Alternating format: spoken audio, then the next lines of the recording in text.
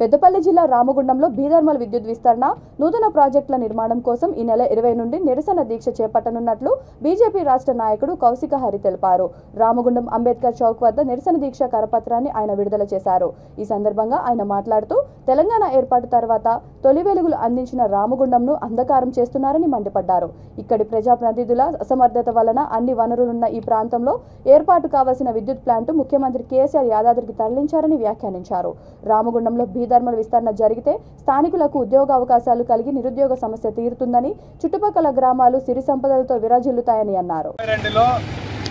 అప్పటి ఏపీఎస్సీ ఆధ్వర్యంలో స్థాపించినటువంటి దీపో రోజు ఇవాళ మూసివేత దశకు వచ్చింది.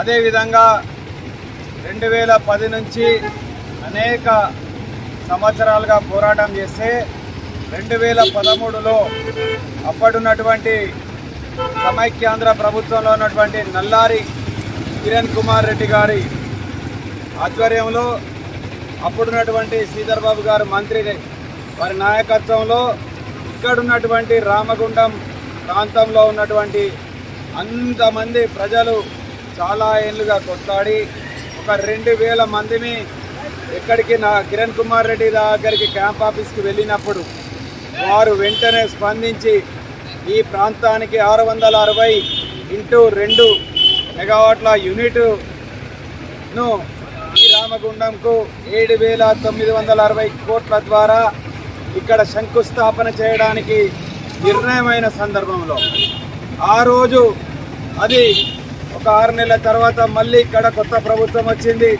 ప్రజలందరూ పోరాటం చేసి త్యాగాలు చేసి ప్రాణాలు ఇడిచిపెట్టి తెచ్చుకున్నటువంటి కోరుకున్న తెలంగాణలో అప్పుడు గెలిచినటువంటి పనికిరాని ప్రజాప్రతినిధులు, అదేవిధంగా అప్పటి ముఖ్యమంత్రి దాని తర్వాత కూడా ఇప్పటి వరకు ఉన్న ప్రజాప్రతినిధులు అందరి నిర్లక్ష్యం వల్ల ప్రజలందరం ఏదైతే పోరాటం చేసి తెచ్చుకున్నటువంటి దీపో రోజు ఎక్స్పాన్షన్ను ఇక్కడ నుంచి యాదగిరి గుట్టకు తరలిపోయింది.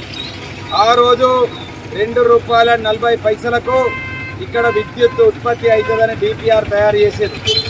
కానీ ఇక్కడ భూమి ఉంది, జాగా ఉంది, మనకు నీళ్లకు కనెక్షన్లు ఉన్నాయి, బొగ్గు లింకేజ్ ఉన్నది, రైల్వే ట్రాక్ ఉంది, క్వార్టర్స్ ఉన్నాయి, ఆఫీసర్స్ ఉన్నారు, లేబర్ ఉన్నారు, స్టాఫ్ ఉన్నారు, ఎంప్లాయీస్ ఉన్నారు.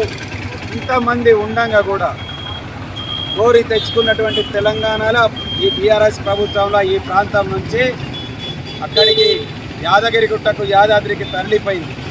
ఇవాళ జెన్కో ఉంటే ఇవాళ ఒక 1000 మంది పర్మనెంట్ ఎంప్లాయీలు ఇక్కడ